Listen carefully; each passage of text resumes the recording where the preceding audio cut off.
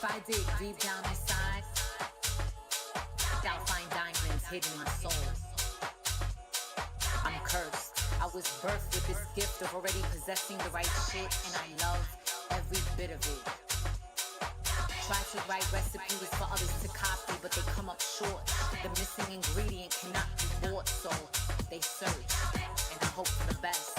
I found my heaven early, so my soul never rests. I celebrate each breath and give thanks to those before me. I listen clearly to the rhythm in me, and I dance till I sweat. I dance till I remember. I dance till my hands clap together, and I clap, bringing back the sounds of a heartbeat.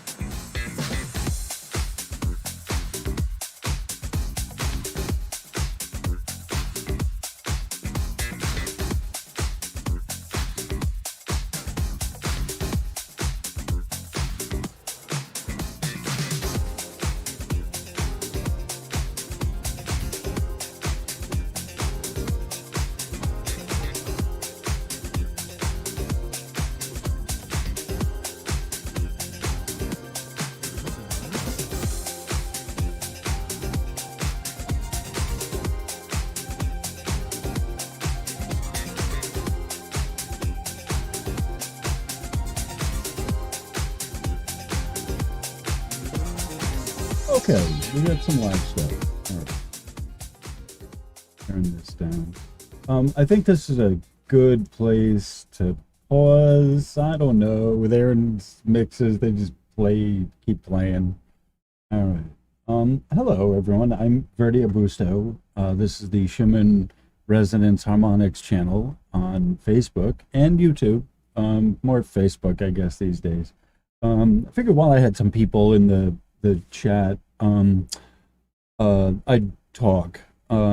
Sometimes playing the music gives me, I'll just tell you this, the music gives me a chance to let people come in, but then what happens is sometimes people come in during the music and there's nothing happening and there's something on the screen and then they leave because there's nothing happening. All right, it's a thing. All right, but those who are familiar with me know I do the music first when I do the live stream to get people in and kind of have conversations going in the chats and kind of get things moving. It helps kind of break the ice with me and warm me up anyway. Has that effect? All right, so at a certain point, all right, so thank you all for being here. If you're new here, please remember to welcome. If you're new here, welcome. Please remember to like, share, comment, and subscribe. And remember to hit the little notification bell. And if, as a public service, if you are subscribed already, have been subscribed, please check to make sure you're still subscribed and that the bell is hit, because it's part of the long process the AI needs to recognize that your vote is important, that you actually do want to hear this. You've got to go through a bunch of hoops. I do the same thing, so those of us content providers, we try and explain it to people how this works. So, it helps us, but it also helps you. Everything percolates up. The more you interact with the channel, the more it percolates up and you're recommended and all of this. I've even seen my own videos perk up in my recommended feed. So that should tell you something. I don't know what it tells you, but it should tell you something. All right. Anyway, all right. So we're live. We're streaming. The stream quality is good, it looks like, 30 frames per second. All right, so on the screen is the kind of the material for today. I was just over Mark Pyre's. I was at the live stream and there was a lot of chat and there was people that were over there. So I thought it would be a nice time to see if I have any material that is in the on deck circle that I haven't released out to the public. And so I went through and I was like, oh, I made this, and I wasn't feeling well actually at the time in February. I don't know what it was, but it was something. So I went through my old material, and I'm going to bring this out. I haven't shown it yet, but then I'm going to also post it like tomorrow. It can take a while for these things to post. This is an hour long. I'll just warn you on that. So that's kind of why I wanted to kind of get into this early on, because it is going to be an hour. All right, so let me pull this up. Hello. All right, there I am, sort of am. All right, so this was, all right, so let me just say this. I am always fascinated by local readings of the Schumann resonances. I got one in here, actually, hold on. Let me just show you this before I get into the, oh, here it is. This is called The Study of Schumann Resonance in Iowa. Okay, hold on. Oh, there we go. You can't say that. All right. Of course you can't see that. But that's, let me scoot this in. I can't, the problem with doing this live is I can't pause this. All right, no, it's not going to let me do that. All right, well, trust me. And the pictures aren't really coming up anyway. All right, so I wasn't prepared for that. All right, so here we go. All right, here I am. I'm back.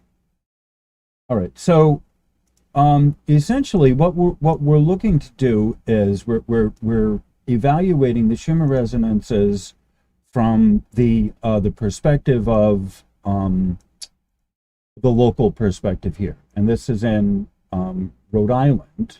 Okay.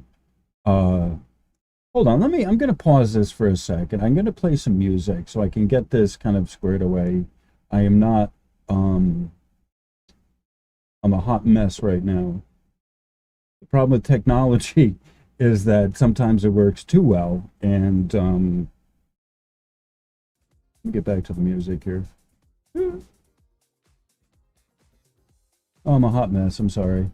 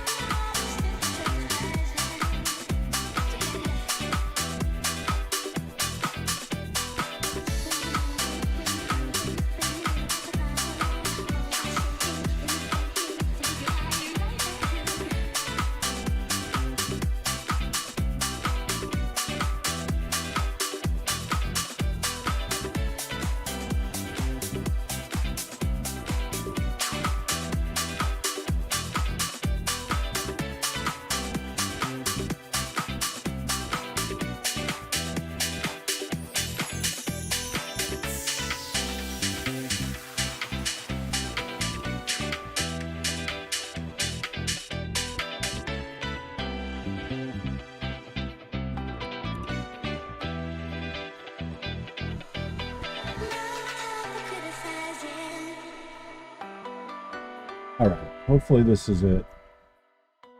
I have no idea what I'm doing tonight. Oh, hi, there's still people here. Hi, Bradley. Thank you for being here. All right. So, still some people. All right.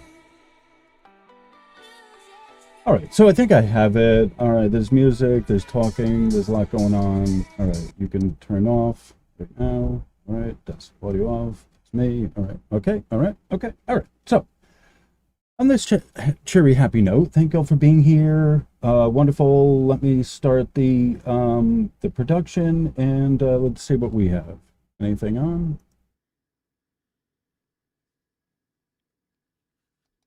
Anything? Hello. There we go. Hi everyone, I'm Verdi Arbusto, and this is the Schumann Resonance Harmonics channel on YouTube and Facebook. Thank you for being here. If you're new here, welcome. Remember to like, share, comment, subscribe. Hit the little button below or to the next to the subscribe notification button, and hit all, and you will be notified of whenever I make a video. And as a YouTube public service, if you want to be regularly updated from your favorite content providers, then it's important for you to go and interact. Thumbs up a bunch of videos, comment on everything, and share. Do all of that, and then you will have regular updates from them because it'll come up. The algorithm will recognize that you like their video. Okay. That channel's video, so it'll just keep recommending more of it, and you'll see it frequently. All right, so this is one of those, what I have here, the lesson of the day, or for this video, is one of those, a little preface on this. I was very excited when I first saw this because I became acquainted with this through the work of Ted Madden from MIT. Okay, so in one of my history, in the history of one of my channels, I did a capture of a symposium, the Ted Madden Symposium from MIT, and there is a talk given in there about how they accessed Schumann resonance machines in Rhode Island, and specifically West Greenwich, Rhode Island. So when I heard about that, and I heard that MIT has a local connection here to Rhode Island, this is not, even by Rhode Island terms, this isn't that far from me. And so I became fascinated by this. So when I first, the whole thing of the local machine, okay, like, all right, dedicated to the Schumann resonances and not a VLF machine per se. Okay. And anyone that has been around for long enough knows there's a difference between the Schumann resonance antenna and the VLF machine, which is looking for earthquakes. Okay. More for earthquakes than the Schumann resonances. Okay. So I became fascinated with the idea of wanting to learn more about the Rhode Island Schumann resonance machine. Okay. So this was one of those papers that had come up through the academia.edu subscription that I have, my email. This was one of those ones on the email that I got. So I downloaded it.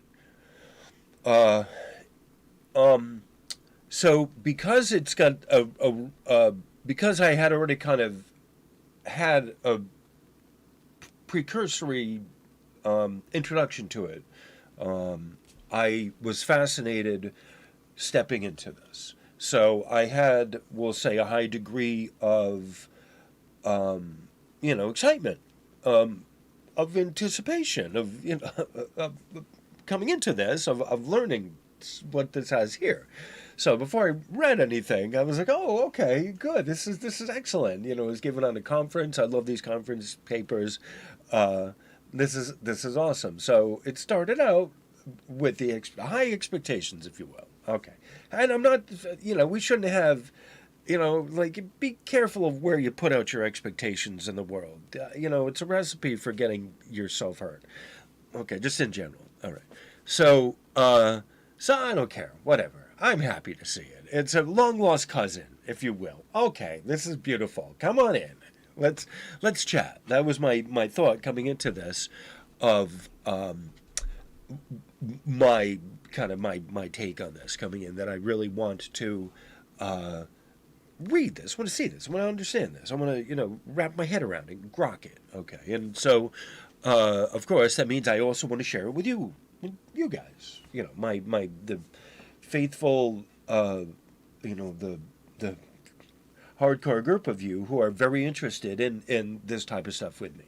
You may not get a lot of the hardcore technical stuff, but you're interested in it, and that's what is most important. Not whether you know it but how just we're struggling along. I don't know all this stuff coming into it, but I have to, uh, I got to present it. This is Schumann resonances stuff, the unicorns and happy horseshit of the rising frequencies of the Earth because it's uh, umbilically connected to the heartbeat of the planet and blah blah blah. That's all religion. That's a religious belief. I don't do that. I'm a technician, and so I'm giving you the hardcore technical stuff about the antennas and the Schumann resonances. Wherever I am, wherever I'm getting it, and here, Rhode Island, there you go. It doesn't get much more hit home than that for me. And so, likewise, you all get to experience part of the fun of this as well, of learning about the hardcore technical. This is part of. I mean, it's a symposium, and the people that do these, just in case you didn't know, the people that go to these conferences are leaders in the field.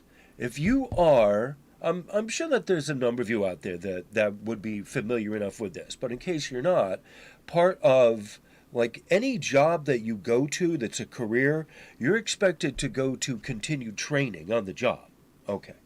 Uh, if you're a police officer for say, you have recertification training. You go in the DWI, DUI, the radar, new technologies that are out there. They want to make sure you still know everything. So part of it is getting recertified in all of this stuff, which is important, but also uh, new information that's out there, what new research is out there in the field.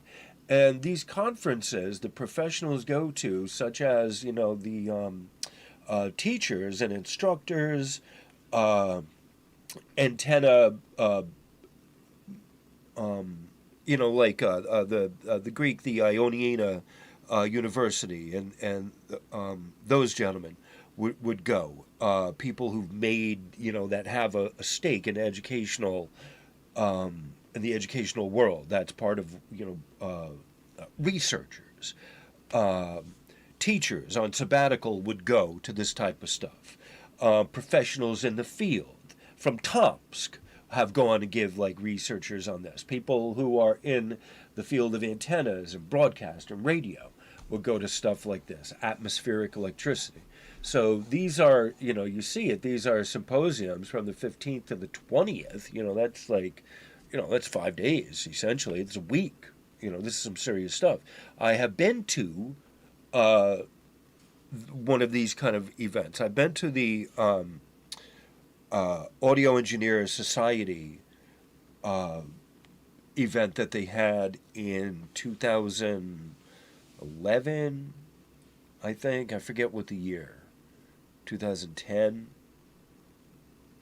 8. No, it would have been before 2010. It would have been, I think, 2008 or 2007, I think. And Ray Kurzweil was the keynote speaker. The Audio Engineers Society. They do this every year. They switch it between the West Coast to the East Coast. And, people that you don't get invited to that unless you're in the trade. Well, I know someone who's a radio broadcast engineer, and he got invited in. And not only did he get, he got complimentary tickets. So he got me in for, for free, basically. So, this is things people in the trade, in the industry go, and they not only are they trying to sell stuff, but they're making, they're trying to make connections, and they want to know a lot more about the research and what's going on out there in the world of, the sensor meeting, reader meeting, et cetera, et cetera. So this is one of those. This was one of those kind of events, keystone events. All right.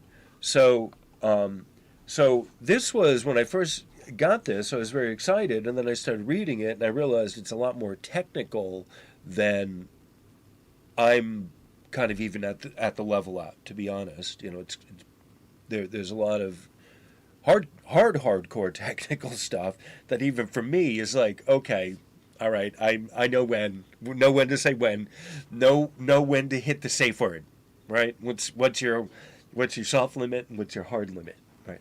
So that's where we're at here with this, is knowing the soft limit. Like we're at that point there,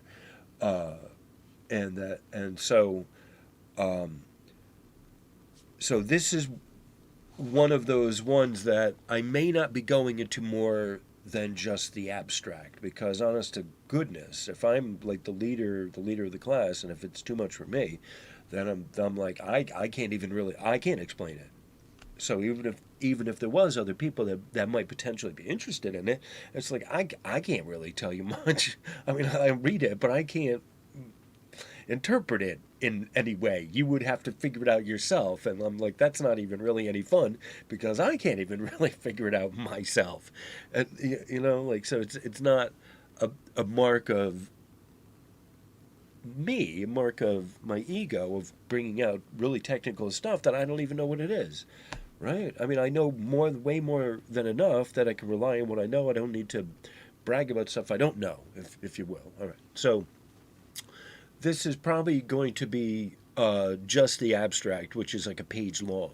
So I'm not going to be going into much more than this, at least not immediately.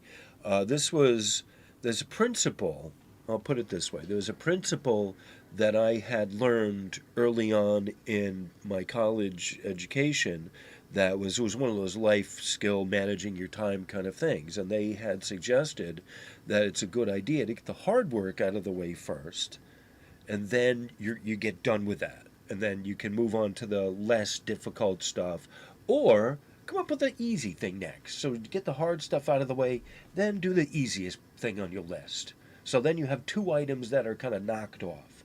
So I thought that would be kind of a good principle here. Like, I'm not getting the kind of enjoyment out of this of what I thought I might like, because it is so densely technical, and that's great, and I love that, but I don't love it that much that I'm going to spend. It's 32 pages. I'll just tell you that 32 PDF pages. We're not going into 32 PDF pages. Even if you take out the 4 pages of reference in the back, like, oh yeah, no, it's 26 pages. Oh no, honey, not this one. But eventually, that doesn't preclude it from happening in the future, that I may go into one more video of just the introduction of it. Like, okay, because the introduction is another page. And then so, I think what I'm going to do is, just as a side note here, I have uh, in my PDFs, the Adobe Reader, I have a lot of PDFs, a bunch of PDFs that I'm going to make the introductory abstract of, and then come back later and start making the other pieces to it, and that way clear them out of the browser, what I call a browser dump, quote unquote, and that way I really am kind of thinking of doing that, and just a number of the abstracts and kind of getting them out of the way, and then going back with some of them and going more in depth, because not all of them I even want to go into. Some of them just have long. They're just really long. So one of the things that I'm doing when I do this, coming up with the abstract, is it's like a book review. Like, for me, I look at it this way. It's kind of, that's part of the fun of doing this, is that I get a chance to kind of put in my little kind of Siskel and Ebert on the research that, like, okay, this is not only, it's the abstract of it. I'm reading I'm reading the abstract. I'm giving you what it says, but I'm also giving you of my knowledge and my experience as well of, as I do this, of introducing it like a book report. Like, all right, and part of the reason why, again, more off the topic, I realize this, but part of the reason why I do that is because it is my own sense of literature and how I ingest literature into my system. It's based on, what I'm doing here, of course. And so if someone makes a recommendation to me of literature, all right, I need to know from them, what are you getting out of it? What did you, why are you recommending it? Why should I spend my time to go and research that, to look it up? Just because you recommended it, or why? Like, tell me. I'm not going to, if you haven't got a lot out of it, you thinking that I should get more out of it than you. Like, you recommended, like, oh, I didn't read it much, but you'll like it. Well, I don't know. If you didn't want to read it, then it's not much of a recommendation for me. So, therein is the principle of this that I kind of hold on to for myself. That if you're recommending it, well, how much of it have you read? Have you read it all the way through? If you haven't read it all the way through and haven't gotten something wonderful out of it, then I'm not really interested in it. So this one here, I've read the abstract all the way through, and I'm like, yeah, we'll work with the abstract. That's definitely a plus. More than that, uh, like the pictures here deal with the rest of it. I think that's sort of how I am sort of viewing that there's the abstract that'll go into, and then there's these series of pictures which the graphs. I'm sorry, they're figures. They're not pictures. Um, which it's honestly make it worth the reading. Like I'm not a fan of a bunch of words that are all there without an illustration of some type. Something in color that I can wrap my head around. Because I'm just like that. I'm not a math equations differential guy. I'm a hands-on how-to Mr. Fix-It guy. I need to see it, and there's two parts of my brain that are working. There's the thinking part, and then there's let me get my hands on it. Okay, so part of what I do when I do these abstracts is I also go over what the cover art, the thumbnail, means as well, because it's generally figuring into the literature, and it's sort of again, it's an introduction. When I do this, these abstracts are an introduction to the overall research in general. So I've extracted these pictures out of there, mostly because I need some illustration, right? I mean, it's the video. I got to have something to show, and so this is the most. So I mean, there's no shame to my game. This is the most, visually compelling of all of the pictures that are in there, and it gives you a sense of what's in the article as well. That's why why I like doing these. It's the abstract. So I'm going to. All right, so I'm going to shift gears right now, and I'm going to reposition everything so that I can do the close-up. And like I said, I'm pretty sure I'm not going to do a second, and not for any time soon. I'll just put it that way, not immediately.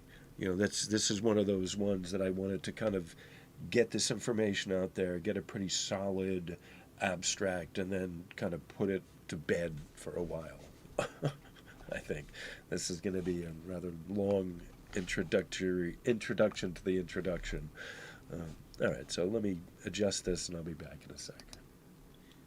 Go back. Okay. Okay. All right. Okay. All right.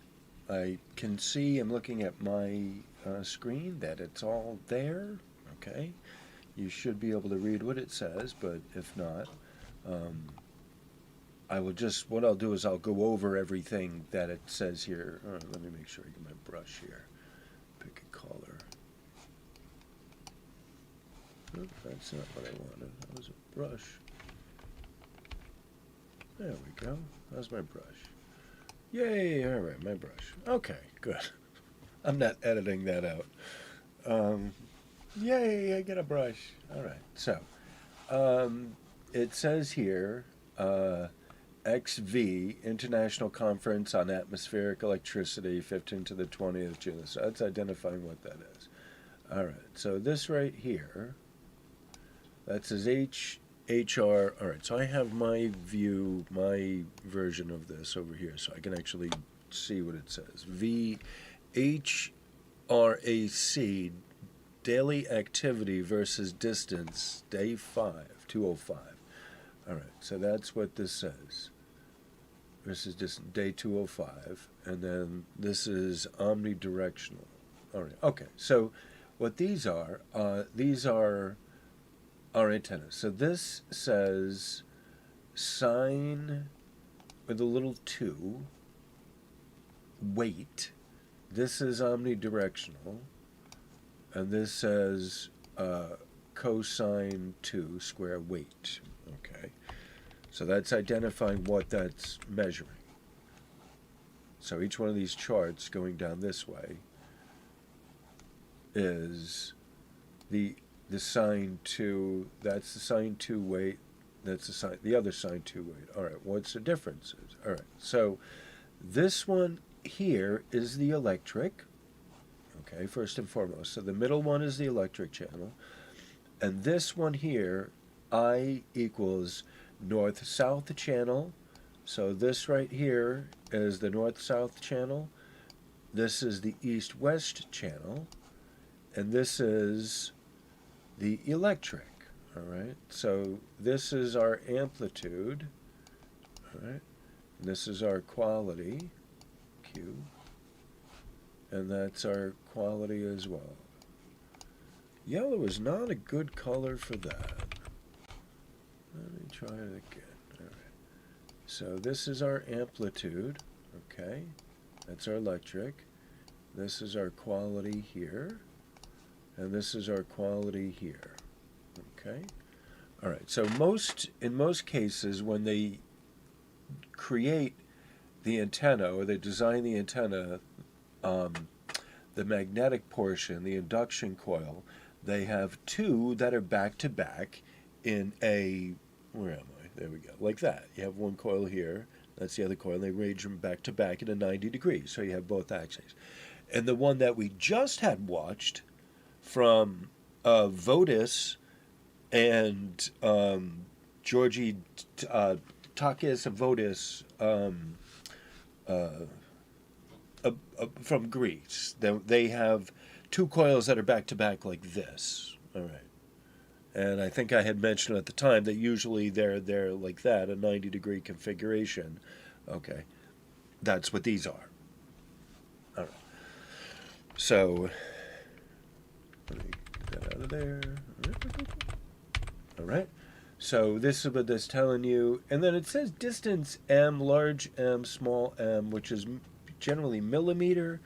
But, like, all right, that's giving you a distance in there. Distance. I'm not sure what that is. And it says a little bit in here of what that is. But, all right, that just reading it to you what it says. All right. So these margins down here, apparently this is the distance, 0 to 20.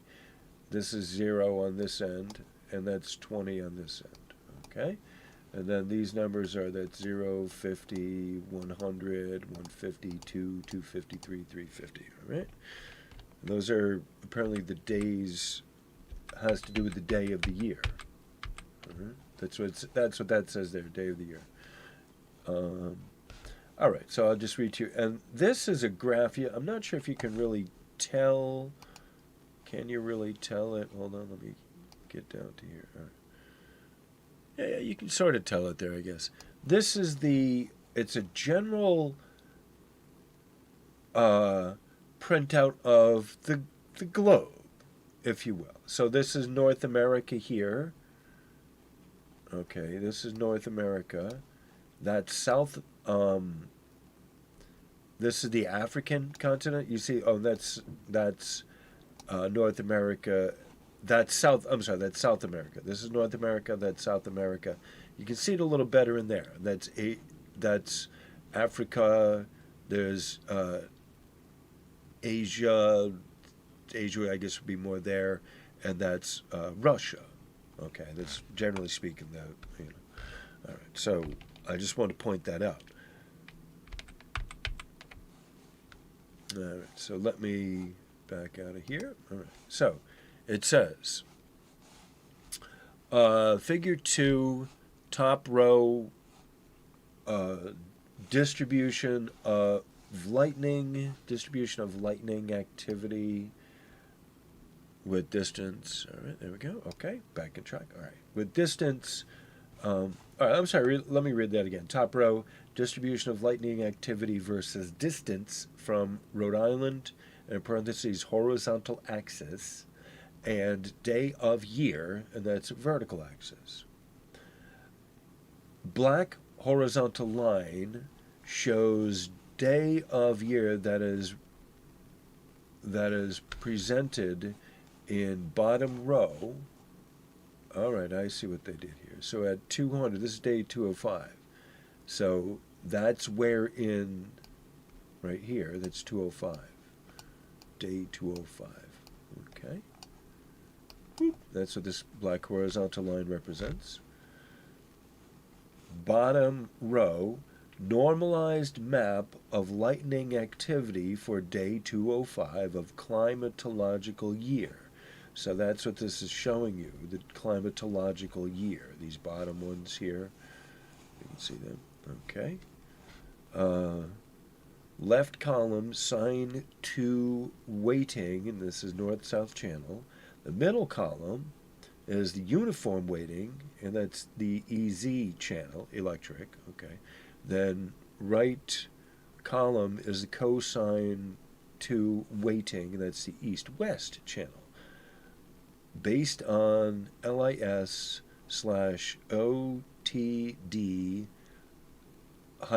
AC lightning data. Lines of constant distance and direction from West Greenwich, Rhode Island are also shown. Okay, so that's what that all says. Don't ask me to interpret it any more than that for you.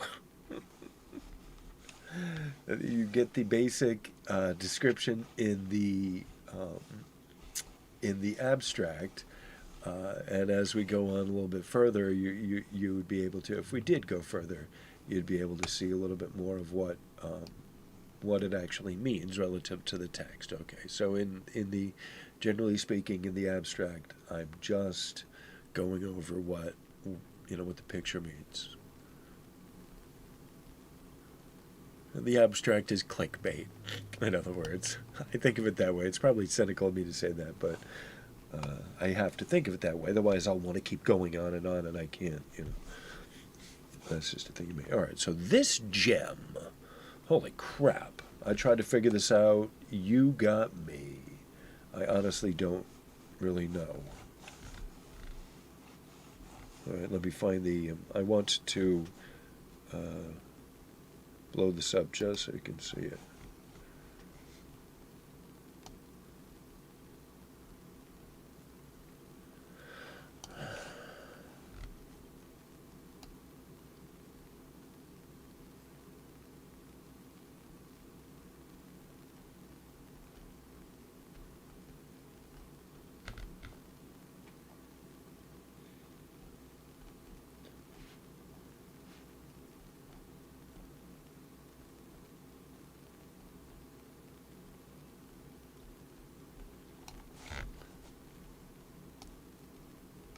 All right, so one of the things that we're looking at, actually, hold on, let me get myself out of the way here. All right.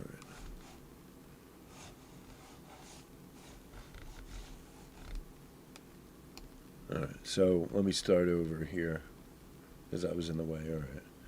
So we're looking at, up here, see, we're looking at different channels up here.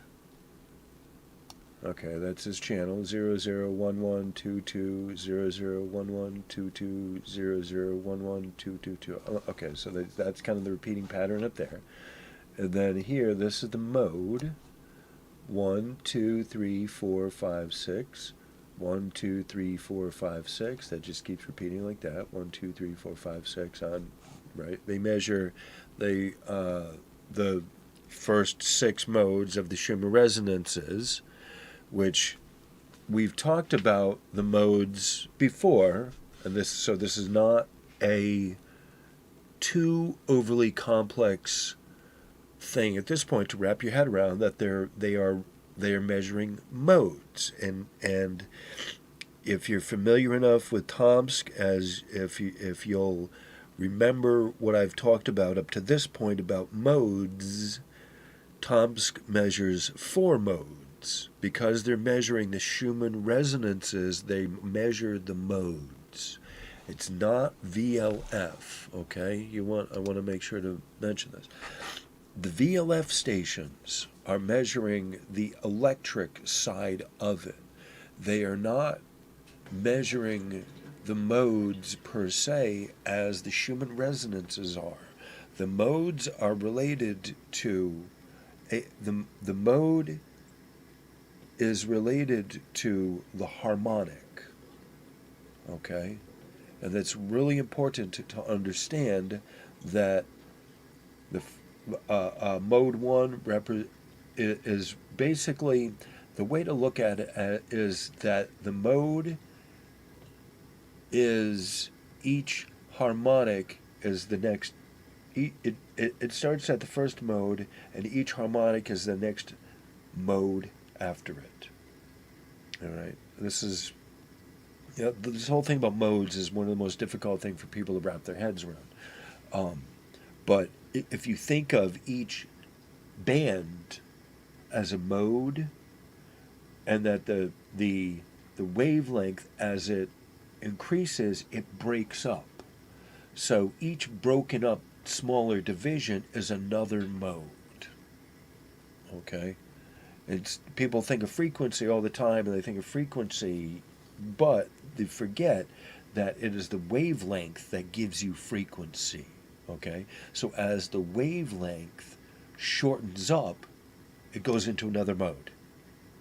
That's the best way to look at it. All right. So, and this is the parameter that says parameter right there. This is frequency. Boop. This is quality. Boop. And that is, I think that's an I, which would be electric, the amplitude. All right? You see that? This right here is frequency. And this right here is quality. You can see, if you know what you're looking at, you can see the same basic thing in Tomsk. You have 4 channels of amplitude, 4 channels of quality, 4 channels of frequency, giving you 12 modes altogether of or the channels, actually. There are 12 channels. Okay, 4 modes across 4 modes across 3 dependencies. Gives you 12 channels, essentially. At Tomsk. This is different. Okay, so I'm just comparing Tomsk to this. Tomsk, the Russians. All right, so you see here, this says predictors. Boop, boop.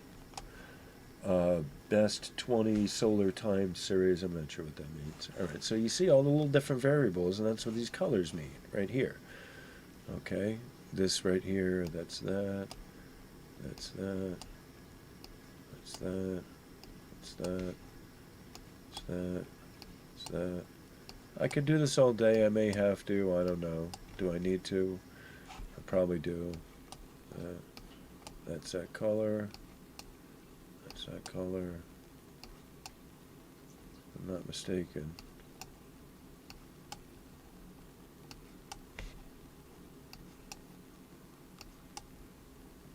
Alright, so that's right there.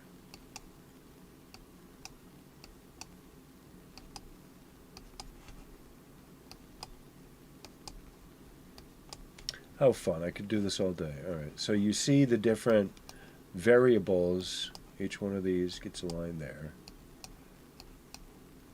Alright, so this is your R value. I'm sorry, that's not what that connects to. Alright, so this is the R value of here. This is what your temperature, as I call it, the temperature rating is. That's all what that is there. Okay, that's what that's telling you in the chart. This line, I was mistaken when I said that represents that. That's the R value right there. These lines are, it tells you more. I'm just giving you a description of this, so don't hold me to nothing on this, because I don't know nothing. Okay, but that's basically what these lines represent, that there's another set of values that are going down here, of where it's angular momentum, the South Pacific Ocean, land. These are all different locations, I think, I'm not even sure what these are, okay, to tell you the truth. They could be observatories, I'm not sure, but these are locations here in the globe somewhere. All right. Anyway, the predictors. This is, I'm don't know everything on everything, and like I said, this is beyond me, so I'm just giving you a general kind of working description of what I'm seeing. Okay, so this is just my interpretation of how to read this. Okay. All right. So what it says is, figure 13, best 20 predictors. Sort order is based on the average cross correlation R2 there over all 54 fitted Lorentzian parameters, and that's frequency, quality, and amplitude right there. Boop, frequency, quality. I is electric. Channels northeast, east west, north south, and EZ. Okay, and resonance modes 1 to 6. Each of 54 columns is one Schumann resonance parameter. Above the figure are the labels of the columns grouped by fit parameter, then mode, then channel. The rows of the figure are the 20 predictors with highest average correlation with the 54 predictands. Note that predictors tend to have high correlations with the predictands on either the left side or the right side of the matrix. The variable most highly correlated on average is 10 centimeters. The 107 centimeter radio emissions from the sun. It is most highly correlated with F and Q variations, left side of the matrix, and not correlated with the intensity variations, and that's right hand side of the matrix. Okay. I'm giving this to you as illustrations and images. Okay.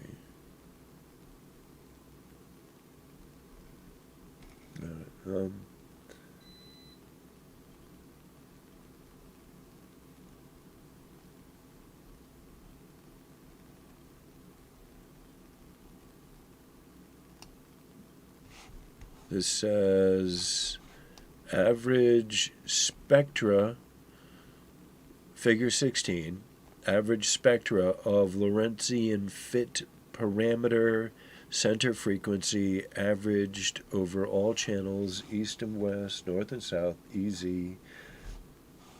and modes 1 to 6. Okay? And this one here shows you a close-up of the lightning activity with outline of regions. Oh, I see. All right. So somewhere in here, they're giving you, I think these numbers relate in some way to what they were doing over there in the other chart, although I'm not sure. All right. So it's just breaking the world up into these different sections based on where they are. And these are the lightning patterns. This is interesting in itself. These are the lightning patterns of the world at that time, at that, the snapshot going on. And it's pretty intense. Figure 12, regions used to compute regional lightning rates and precipitation rates. Background image shows normalized annual total lightning activity. All right, that's fascinating. All right, and these are part of their the time series and scatter plots. Okay.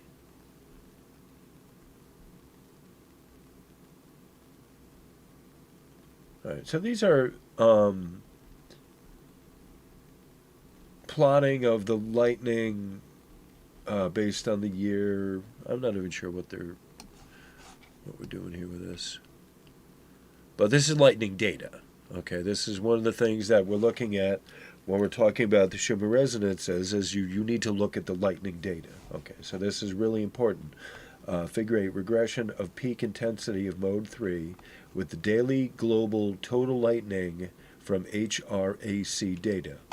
The lightning data was multiplied by cosine 2 sine 2 of the bearing angle to the source region prior to comparing with the intensity data of the east-west and north-south channels respectively to simulate the angular sensitivities of these channels, and that says CF equation 6. Okay. And so this is where they're showing you, like at Tomsk, you have, I just want to show you this. At Tomsk, you have the same thing represented with different colors. Okay, you have mode 1 in white, you have mode 2 in yellow, you have mode 3 in red, you have mode 4 in green. See, each one of these is represented in one color, right? Each one of these, all 6 of these are one color. Okay? When we're looking at these, mode 1, mode 2, mode 3, mode 4, mode 5, mode 6. Each one of these is the same color. They could do that at Tomsk, but it wouldn't be any fun. I mean, honestly, it's no fun to have them all the same color. Then what are you looking at? And it shows you something when they're in different colors, but you have to remember that the coloring system is somewhat arbitrary, and so what they're calling a whiteout could have been in this blue, right? And you get a blue out. Okay, that's sort of what one of the things about doing the Schumann resonances that you really need to understand is that the colors of the modes are fairly arbitrary, and it's not based on optical light properties. So when you see the white of the Tomsk Schumann spectro at Tomsk, and it's white, it's not a white out from white light. That's just white because that's the color they used for their graph. And so it just happens to be a white color, but it could have been any color. And so I like showing this. When they have these, it's really important that people understand that what it is that they're really looking at. That the significance of that color is not what the religion, the Schumannites, say that the white is. It's not incoming white light from gamma 5D, blah, blah, blah, any of that. It's just an arbitrary color choice that someone picked out, okay? So these are what they're showing in the trend. This is what you would call diurnal, is going over the course of a year. See how they're showing you based on solar cycles what's happening with the Schumann resonances, okay? And sometimes it dips really low. Okay, look at that. Look at how low that's dipping. The frequency of it's dropping. Sometimes it's kind of rising, but sometimes it's dropping as well. So there's peaks, but there's valleys as well. So remember that. That's part of what the wave function is the peaks and the valleys. And that's figure 11, average, hold on. Boop. Figure 11, average model error in the resonant modes 1 to 6, averaged over all Lorentzian fit parameters, and again that's frequency, electrics, and quality, and channels, east, west, north, south, and EZ, which is again the electric. Okay. All right, so those are all the, that is the crash course on what is, what the pictures are. All right, so let me readjust. Okay, no, I'm sorry. They're not pictures. They're graphics. They're illustrations, figures, important integral visual elements to the story, the narrative. Okay, so I'm sort of more or less good. I'm still going to fiddle with things on the run. I can never quite get it how I want it. You know, it's close, but I'm always fiddling with how it looks visually. I want to kind of make it look as nice as I can. All right, so it's a hit and run. All right, so we're at this is again. This was I knew this was going to be a long video. That's why I wanted to get this sort of done and over with and put this puppy to bed and just answer a lot of questions on it and not have to worry about it again. Anyway, so this is onward and upward analysis of the Rhode Island Schumann resonance daily average data by Robert Baldy, Earl Williams, and uh, An, Anirban Guha, which I'm pretty sure pronounced that incorrectly. Earl Williams was the guy who was giving the Ted Madden Symposium talk, by the way. And that's the one who had kind of like I had found this, researching more on Earl Williams, by the way. So that I know you didn't need to know that, but I'm telling you anyway.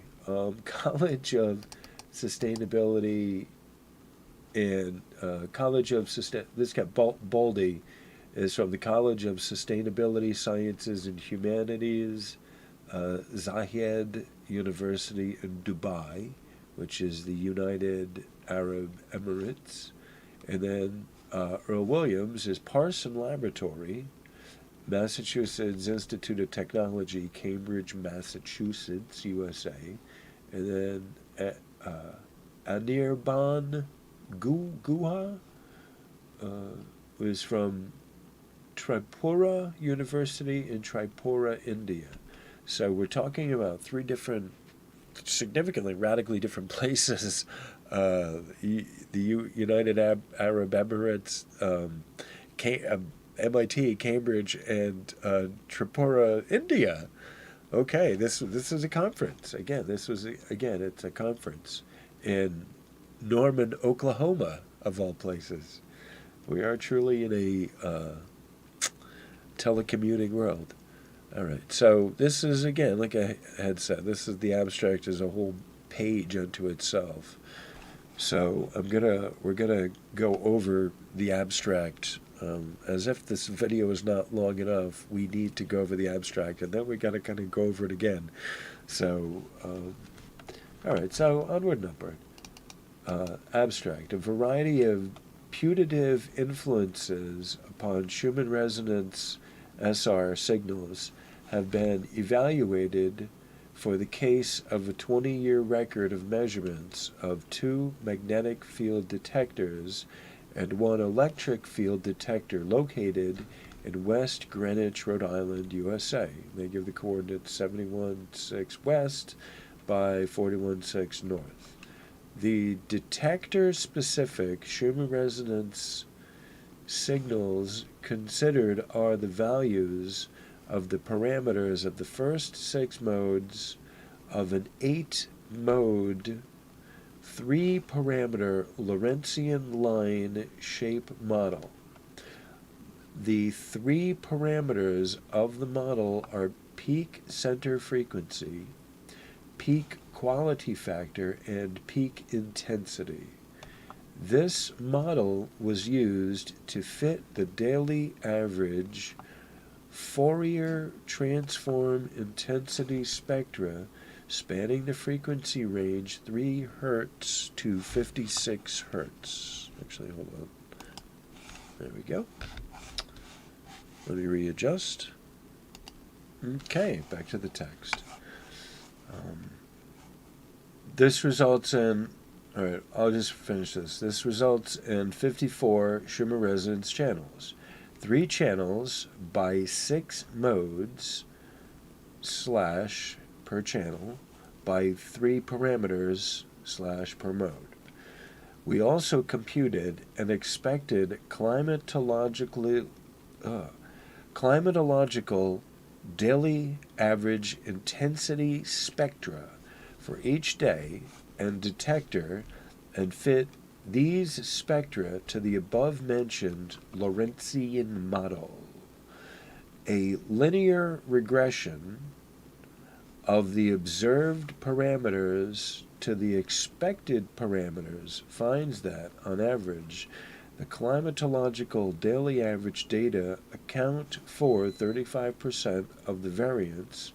That's r squared equals 0.35 of the original Schumann resonance series, with the best fits obtained for the Lorentzian fit parameter peak intensity, where 70% of the variance of the original series was explained. Averaging across channels and parameters, the second and third modes were best modeled by the climatological average data, explaining 50% of the total variance. All above results are significant at the p is less than or equal to 0.001 level. When we subtracted the observed Schumann resonance signals from the expected Schumann resonance signals to generate residual Schumann resonance signals, the residual Schumann resonance time series displays a systematic variation following the 11-year sunspot cycle. A linear regression of a nominal sunspot cycle with the residual time series averaged across all modes and channels finds r squared values for peak center frequency equals 0.59, peak quality factor equals 0.31, and peak intensity equals 0.0. Averaging the residual time series across all modes and fit parameters, the sunspot cycle is found in each channel. The r squared value for the east-west channel equals 0.30, and the r squared for the north-south channel equals 0.37, and the r squared value for EZ channel equals 0.27.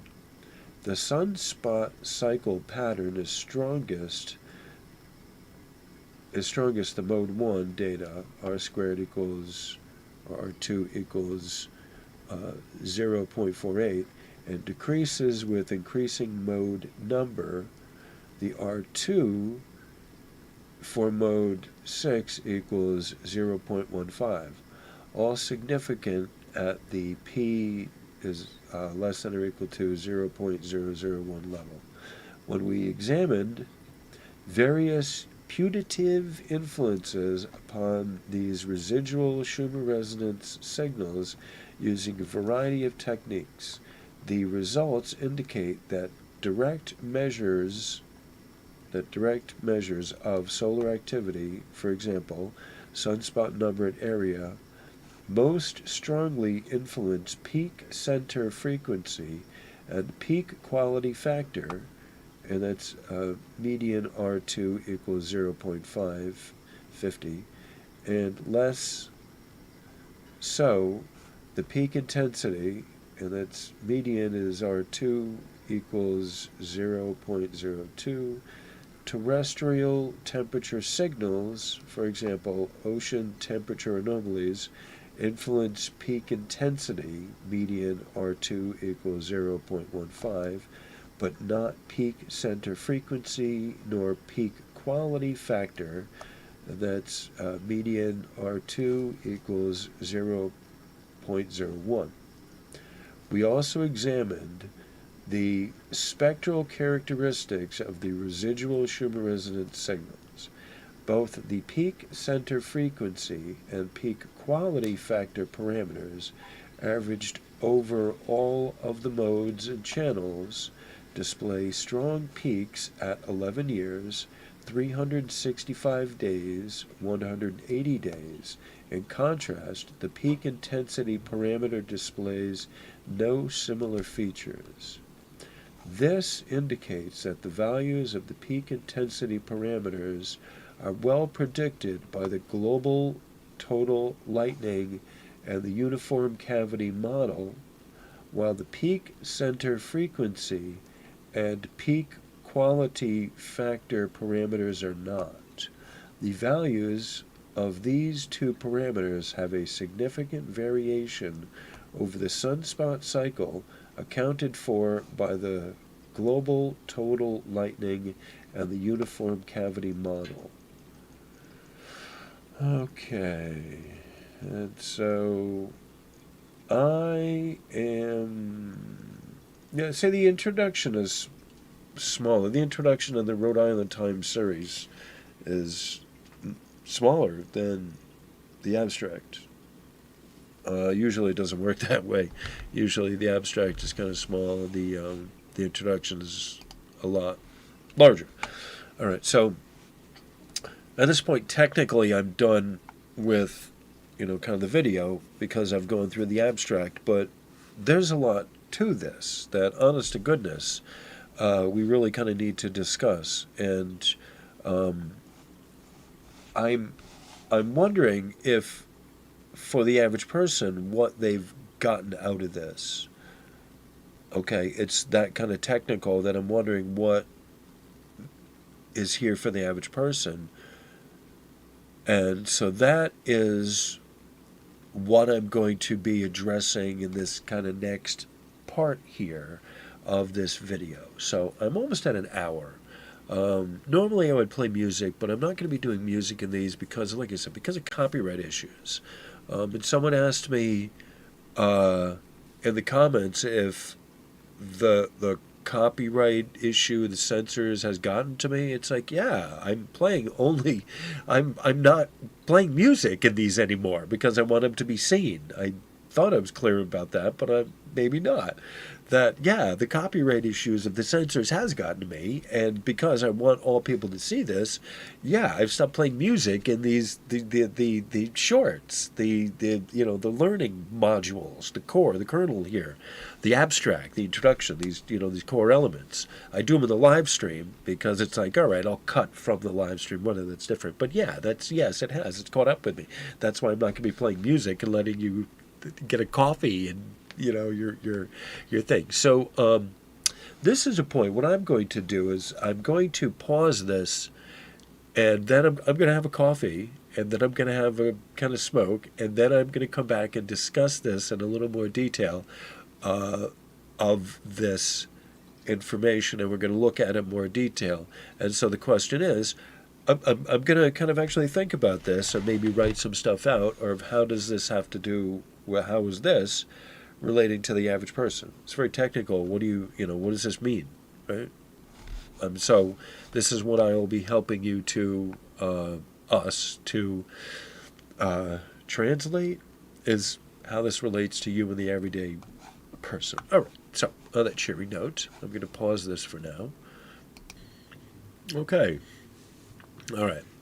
After taking a pause and a smoke, my guide suggested to me that this probably would be a good time to end this and then make a part B to this where I go into more detail and explain the abstract, because the abstract really does needs more time, much more time for it to make sense. And it's great I present it to you like, oh, hey, check it out, but it's really...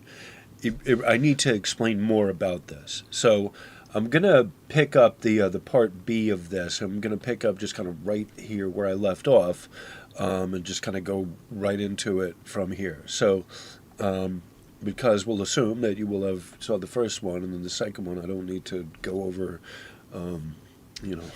reinvent the wheel. All right, so this is a good place to stop this. Thank you all for being here. I appreciate all the love and the support and the comments and the positive feedback. And believe me, if you don't get it, it just is because you need to take more time just working through it. And ask me questions. I'm here for you to ask me questions. Right? I do my best to answer whatever is put in front of me. So, all right, so part B, I'll pick up on this, and we'll go in more depth, and I'll make it more, digestible, because I'm reading through it. I'm new to this material myself, and it would be good for me to familiarize myself with it and to help you so you can get it better. Because a lot of these terms I'm gonna also break down. They're familiar terms that you would have heard before, but I'm gonna kind of go into some of these things so you have a good idea. All right, so that's it. Have a good rest of your day. Thank you, everyone, and I hopefully will see you at part 2 for this. All right, thank you all. Namaste.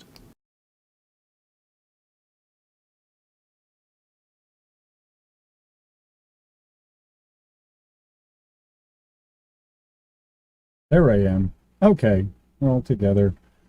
All right. For the record, there was no part B. I just looked in my uh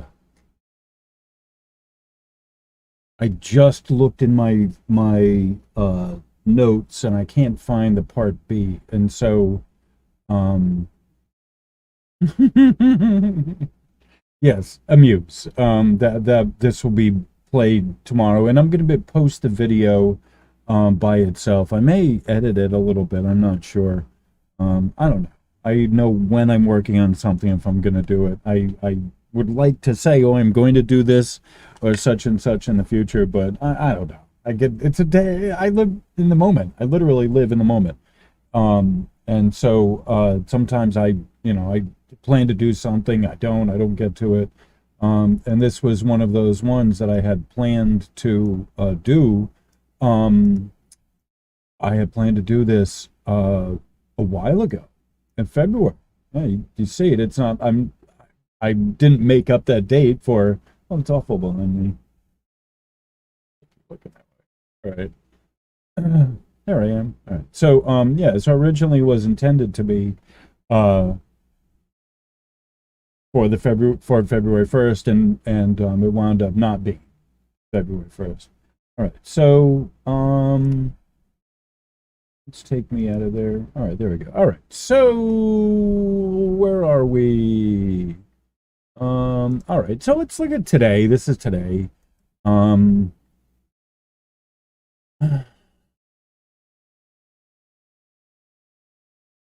do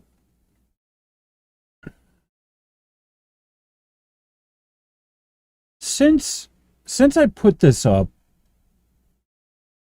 I have where do I go? All right. So I've evaluated a few of the phrases that I had up here. One of them was frequency. I've been talking about that.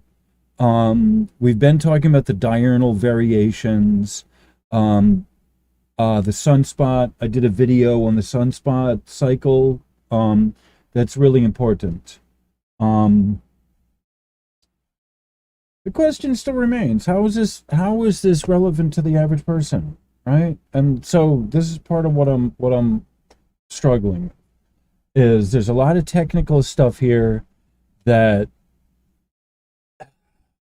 how well do you need to know it?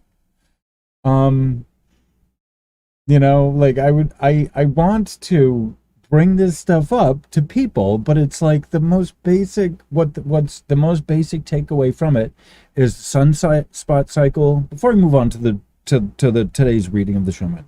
All right.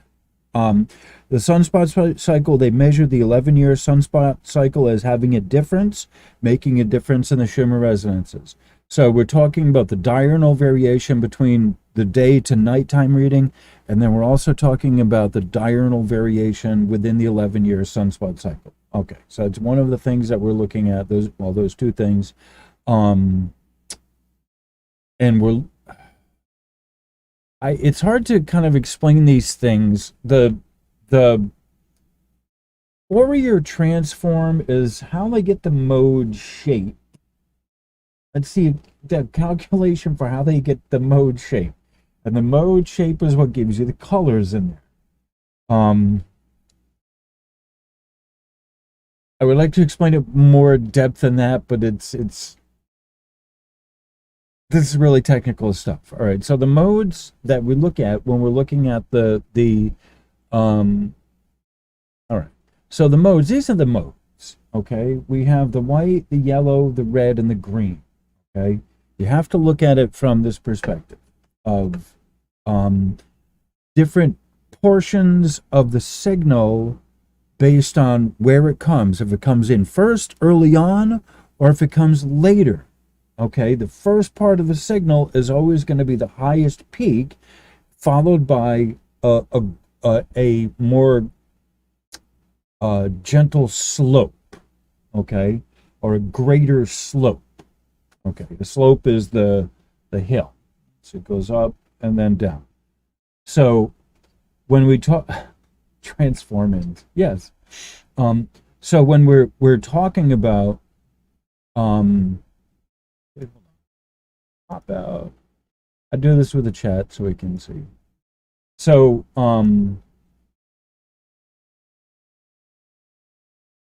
transform in. See there was the joke of the that's our joke, not mine, but we'll accept this as our the lesson, the joke for the lesson. All right. So when we're talking about modes, they're color. It's color information. It's color information, yes, but they're colored to give you the difference between the different modes. And again, what differentiates one mode from another is the slope, or the size and the shape of the wave.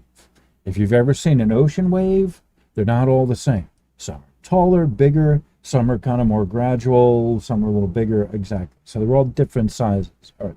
So when we're measuring the Schumann resonances, we're measuring modes. And the question of modes comes into how tall of a signal can you measure, okay? Within the one antenna structure, how many different bands can you break it down into? Like, that's what kind of the modes are. Another way of looking at it, you have the part of the wave that comes in, you have the crest of the wave, and then you have it as it leaves, okay? And not all waves are the same size, they're not all the same shape. So the modes, when we look at the modes, they're a way of us breaking down the whole overall wave into kind of digestible segments. I think that may be the best way to kind of phrase it to people, is that the modes are segments of the overall wave that allow you to, kind of allow you to picture the different size and shapes of the wave. I think that may be the best way to explain it. So one of the things we're looking at when we talk about the diurnal variations, we look at the difference between day and night across the day, and I've explained this before, that you have, first off, these little yellow numbers are the local time. The little white numbers are the local time. The bigger yellow numbers are UTC. Okay, so I always look at local time when I'm trying to figure out what the sun is doing, and between basically 11 at night and 4 to 5 in the morning at Tomsk, you have 6 hours of quiet. The sky goes to sleep for about 6 hours. It's the middle of the night. Not much is happening because the sun is not directly impacting the ionosphere, which acts like a drum head. It tightens up the drum head. So the diurnal variations come from the angle that the sun is hitting, because as we go around, as we rotate, the planet rotates, it also wobbles. It's got to wobble. So depending on the time of the day, depending on where we are in the year, depending on the wobble, there's a difference in reading of the Schumann resonances. And you see that frequently in the quality aspect here, and you see that frequently in the frequency. And the frequency is, again, the kilometer measurement of peak to peak. Okay, something I want to point this out. This is really interesting. You don't often see this, but this is a very interesting diurnal variation here. This is why this is a perfect one to show you, because you can see in the amplitude a diurnal variation. You don't see it that much, but you're seeing it here. And this is very interesting. You see the peak, you've got a peak here of 13.10, which is not very relative to what we have seen in the past. 13 decibels is not a very strong peak, and the majority of this is well under the 13.1. Okay, you 4 is your baseline, and a lot of this goes up to like it's like halfway up. It's 7. I mean, most of this is staying, from this point, this point here. Most of this is below below the mean. The phrase there is the mean. The middle of the middle of the statistic is the mean, and that's what we're looking at. How do you get the mean? You take 4 and then 13, you add them together, 17. So half of 17 is what? 8.5, I think. So 8.5, 9, somewhere around there. So that's what we're looking at there. Whatever is, this line here is the mean. So most of this, the amplitude is below the mean. Okay. So in other words, they're not very strong, not very intense signals. Okay.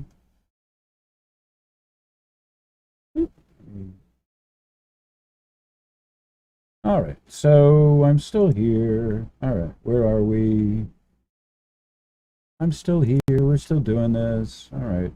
I'm checking to make sure that there's still a signal that's going out to you all. So it's what I'm kind of doing right now, making sure that I'm actually still broadcasting. That's happened before. It stopped broadcasting and then I didn't know it and I kept talking. Okay, so diurnal variations, we went over that. So you can see that in this here, there's a peak, it kind of goes down, especially this dip right here. You see it most prevalently here in this dip, right here, right there, right there. You see this, the tall part of this, the strength of this coming in at 5 in the afternoon, 4 or 5 in the afternoon. There's kind of a peak here, and then it kind of drops, goes off. There's a little spike here at, what's this, like 1:30 in the afternoon, 13 o'clock. These numbers, the amplitude, and you can see it here. Obviously, it's telling you there's not much going on, but you see some spikes here. The amplitude is the electrics in the atmosphere, okay? It's the voltage in the atmosphere, okay? Lightning is the predominant cause of the Schumann resonances. Lightning is the discharge between the upper and the lower DC circuits. The lightning, the Schumann resonances are the echoes of lightning in the atmosphere. As the lightning comes and goes, it propagates, lightning flashes, propagates the EMF out into the atmosphere, and it keeps going and going and going around the atmosphere. Eventually, it will come to a state of entropy, as it travels around the world enough.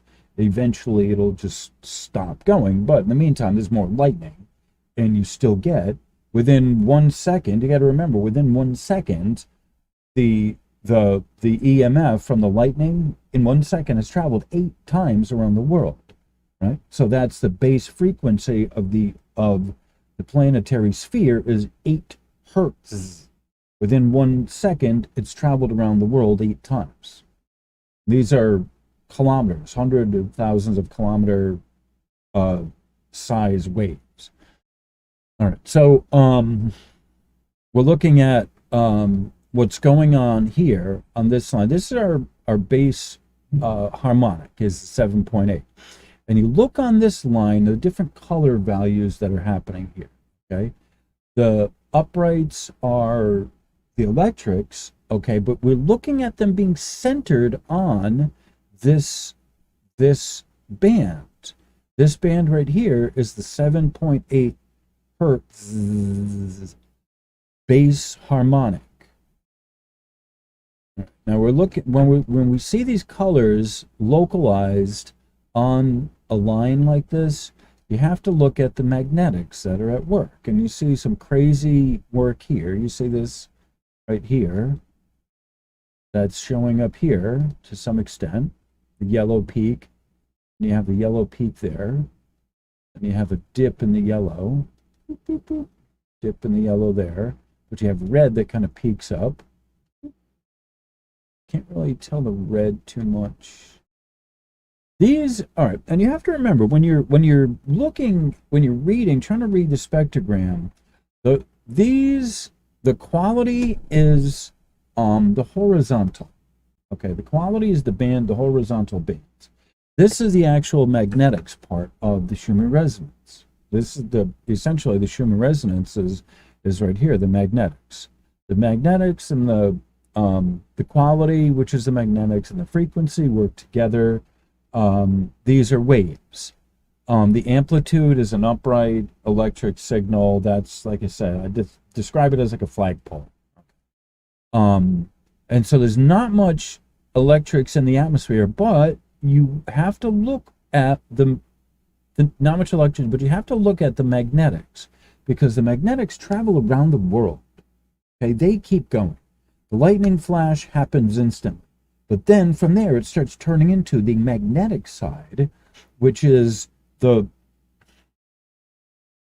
you think of how it affects you, you think of it in terms of the direction that it's going in. I think that's the best way. It's hard for me to give you pictures of geometry in your head. You have to sort of picture the way that the lightning signal moves in order to kind of figure this. And I try to explain it to people the best I can, and it's a hit or miss proposition. But the lightning comes top down. Your thinking is affected first. Your thoughts are electric.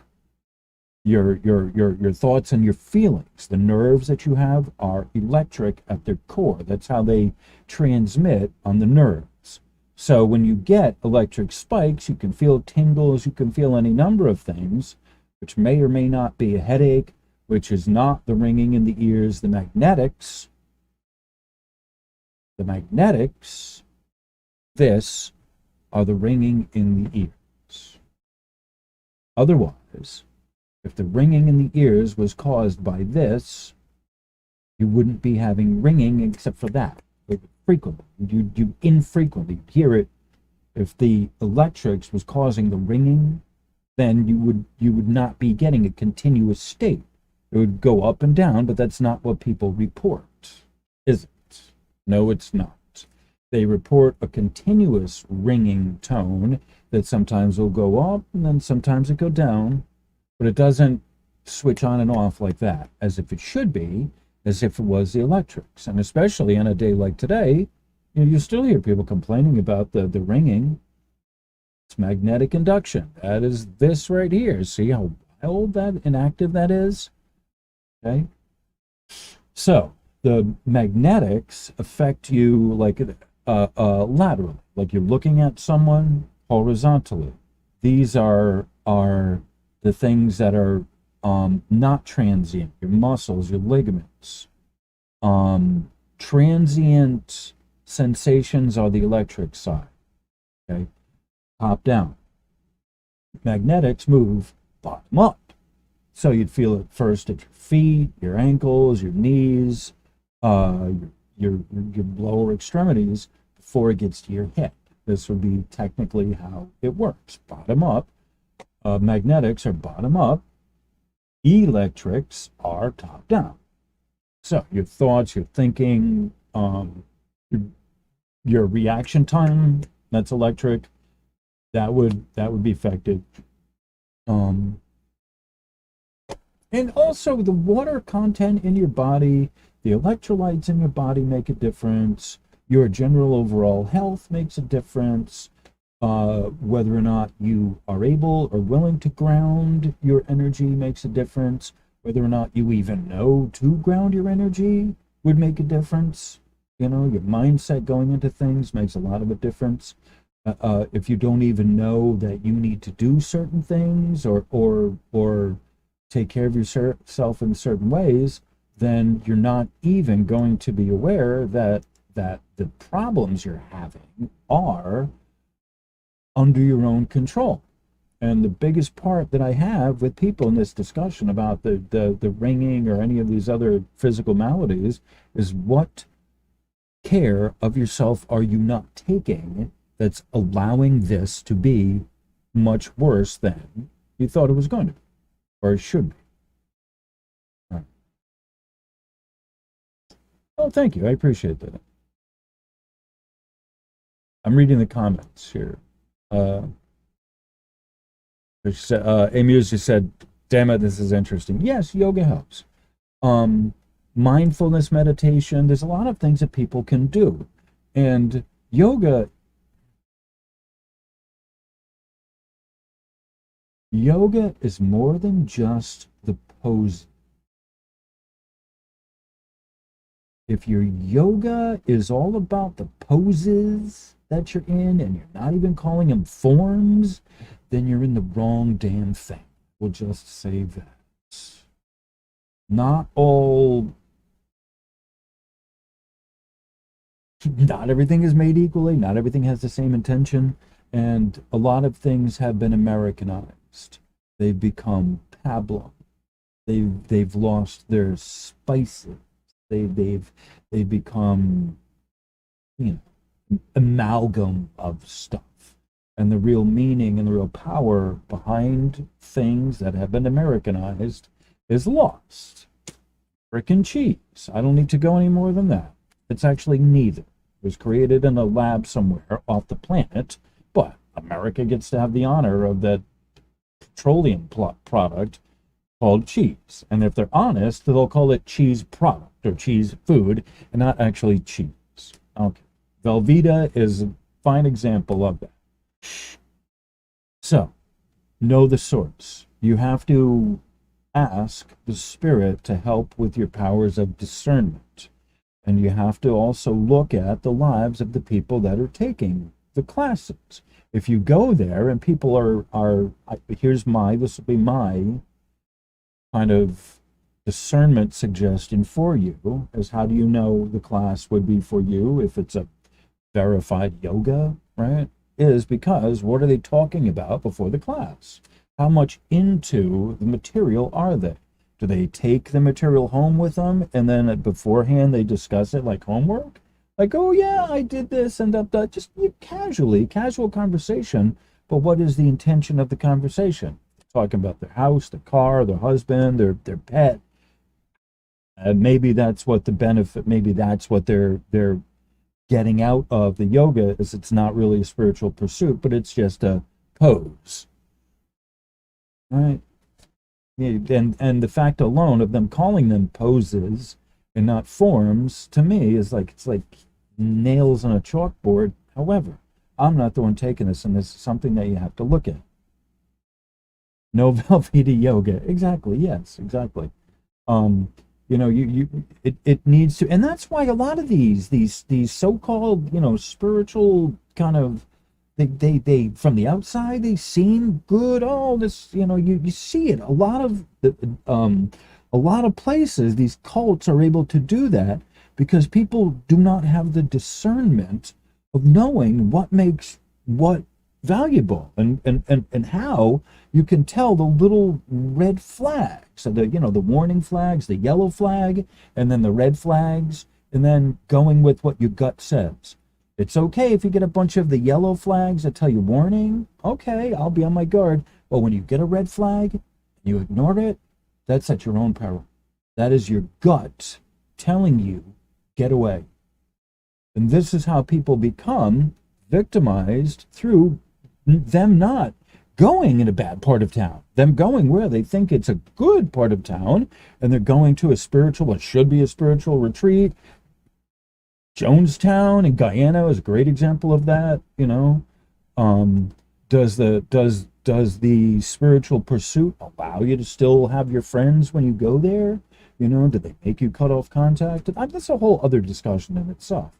But the conditioning going on in the yoga is something that needs to be understood if you're planning on going on out into it, right? And don't let them soft pedal you, or if your instincts are telling you early on that this isn't something for you, listen to them.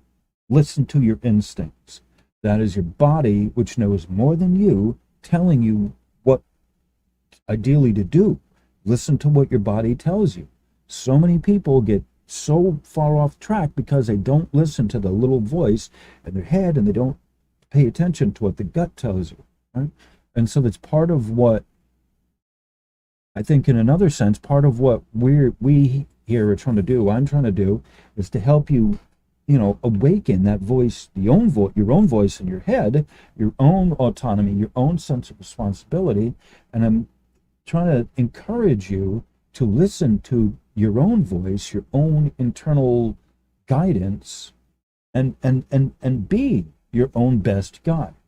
If you listen to what your body's telling you, a lot of times you will do better than following what some idiot has told you. And so it's important to, it's one of the important things of grounding is that we try to keep that channel clear and to release the hold and the accumulation of all this karmic crap that we hold on to, and a lot of the accumulated energy that we don't release. And yoga is a good, we'll just say there are, like everything else, there's good ones and there's bad ones.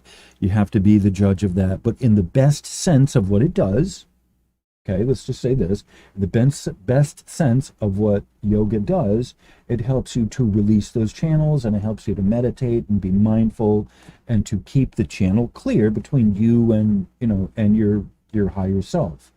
And that's something that is really important in grounding, and is that sort of, they go together, that you can't expect to be grounded and not have a sense of a higher calling, if you will, or a higher sense of a greater purpose. Just in my humble view, a person can't meditate and ground and kind of clear the channel and then not also get a sense of a higher purpose to it. They tend to work. And the higher purpose that you might come across is just learn how to not hold on to the ridiculousness around you, right? That could be a very verifiable thing to have, is just don't hold on to the bullshit. I mean, I am of that kind of thought that maybe the best thing you could do is to not hold on to other people's bullshit. Clear your own channel. Don't worry about other people. Don't take on their stuff. Be your own best clear channel that you can, and release a lot of the hold of the atmospherics and the electromagnetics around us. And I've said this in a number of different ways. I've said this in different places, but the number one reason that people are having these symptoms, quote unquote symptoms, is because they don't know how to release the everyday trauma that we go through just being here. Right? Just being here in this body is a trauma. My humble view, just being here is difficult. Occupying this body is fucking difficult. Having to get up in the morning, it's work. It is work. It's work. It's difficult work some days. And the only way, in many cases, that you can kind of get through a day is by not taking on other people's stuff, and releasing whatever stuff that you were accumulating from the day before, or from the morning, or whatever, but to let go of the hold of the daily accumulated charges, right? People saying something to you puts a charge in your head. You think, right? When someone says something to you, you think. It causes thinking to happen. And so that's electric. And so if the day is already saturated, if you already are going through a saturated day of electrics, your added thoughts are not going to be calming you down. No, when someone says something that triggers us, our first thought is not, oh, I need to calm down. That's usually not, right? And I'm saying this for myself. Until we have a hard time breathing, and until it gets, until we get worked up, and then we'll often say, I can't deal with this.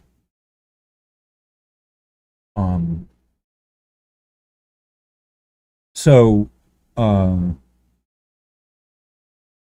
that's part of the grounding process that we have to go through, is learning how to release other people's stuff.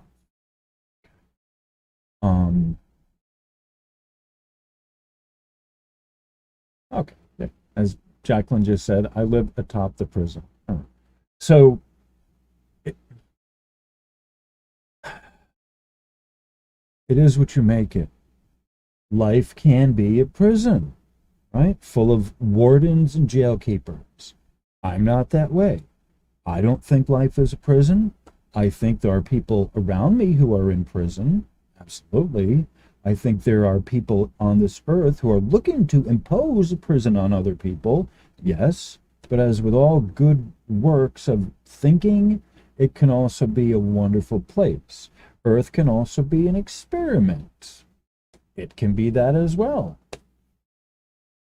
I forget who it was that said, I met, I've been to hell, I've met hell and its other people. That summarizes it. Yeah. Life, what am I looking at here? There you go, right there.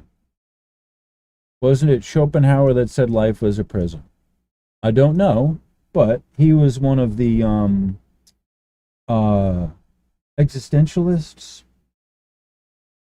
He kind of believed as you think you are. So really that's kind of it.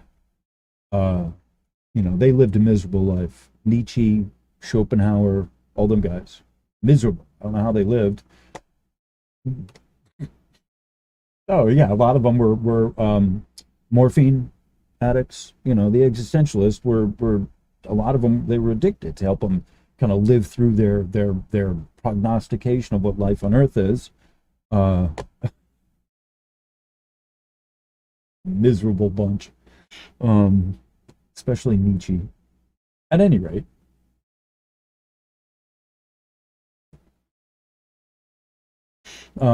so that's so anyway, so what I was talking about is grounding. So if your head is already full of a lot of electronics, a lot of electrics floating around, you're taking that with you, and until you ground that, the accumulated charge you have, until you somehow can channel it and ground it, be a conduit. Humans can either be a conduit, or we can be a capacitor. We can accumulate the energy. So the capacitor absorbs a charge and will eventually, when it gets full, when the capacitor gets full, it'll release the charge, or it can be tripped to release the charge. Okay.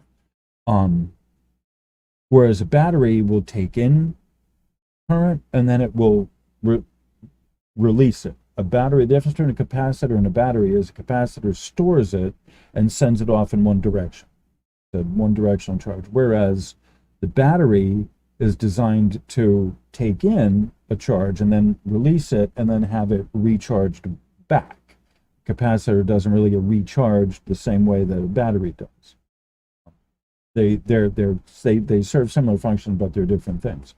So a person could be a capacitor and accumulate a charge, or you could be a conduit and you can release that charge, either or, but it's by will and it's by the intention. And if you set your intention that you are looking to channel the accumulated charge into the planet, into where it belongs, then you will be able to ground yourself. You'll be able to ground out those energies and it will be effective. But if you come into it and you don't think it'll work and you don't believe that it's going to do anything, you're uncertain about it or whatever, if you follow the process, it'll still have a beneficial result. Okay? It works better if you willfully, intentionally give into it. Okay, that's the wonderful thing about following the protocol, is you can follow it and do everything properly, and it'll work to some extent. But to get the most benefit out of it, you want to consciously go into it with the full intention that's your goal and that's what you're doing. Okay, so that's what else we have? So that's the Schumann from the Schumann update from Tomsk. I gave you the new reading and I talked over some old stuff. What do we got?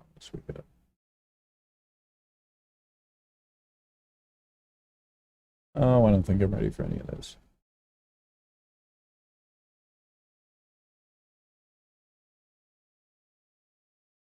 What do we got here? Oh, this is one of those health-related articles. Oh, this is going to be for subscribers only. I'm looking for Kumiania here. The Kumiania update. Space weather. Oh, here it is. All right. So, I'm going to kind of give us a Kumiania update, and I think I'm going to end it with that because it's getting late and the people upstairs are probably getting ready for bed. I don't know how much they can hear me, but I know they can hear me. There's no insulation on the floor. So I'm going to kind of do this, and then I'm going to end in music so that I don't have to be talking and we can chat in the chat if you want. So, all right. So this is Kumiania. This is in Italy, northwest Italy. Just really quick, we're looking at the update with the seismic. So the seismic is right here. All right. So this was a few hours ago. This is showing us a few hours ago, basically. That there was some recent earthquake activity, and what we're looking at, this is the seismogram here, and this is the electric portion of it. Okay, that's the most important thing to realize, is that with Kumiania, they're measuring the seismic. See, there's a blot there. This is your spectro of the seismogram, okay?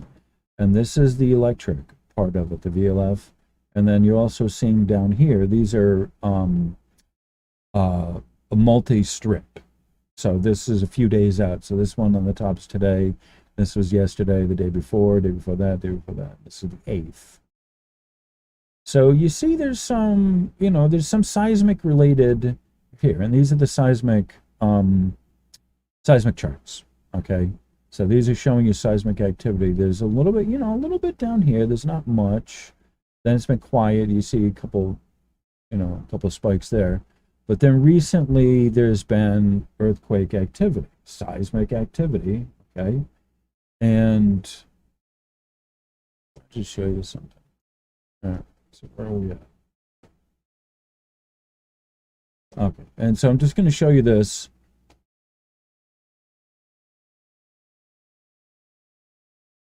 All right, so this is within the last 24 hours, apparently.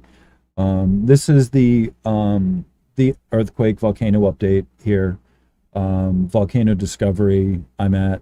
And they're showing you it's not too far. This right here is what's going on like right now. They're not showing you any activity for Italy, okay, where we were at with. All right. So the question is, how close of earthquake activity are you going to have from between Greece in the Mediterranean to Kumiania in the northwest Italy? So that's a question. I don't know. I can't answer right now. I'm not going to. But I'm just pointing out that there is, somewhat earthquake activity over in that general area. And if you've been following along enough, you'll know that I regularly do or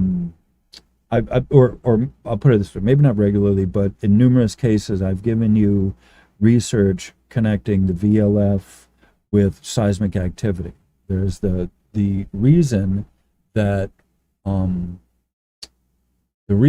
Kumiania is doing the monitoring of the VLF and the seismic is for the purpose of earthquake monitoring. And that's what's really important that you have to understand about this, is that they're measuring the electric content, the VLF. This is up to 105, right? The lower is still lower range. They're measuring the VLF in association with the seismic activity for earthquake prediction.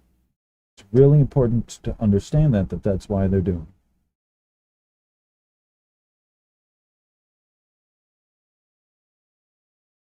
All right. So it's kind of messed up on my end, whatever. But all right. So I think I'm going to end it here. I'm going to play some music and take us out, because I really I gotta stop for the night. And we're going on 2 hours, and I think it's a good place to stop. So I'm going to play some music. I'll be in the chat, sir, probably another 20 minutes or so, and we can chat over there. And we'll just I'll play some music, and I will talk with everyone in the chats. So let me find some music here right now. If I could. Oh, wrong one. Hello. All right, Mr. DJ. What do we got?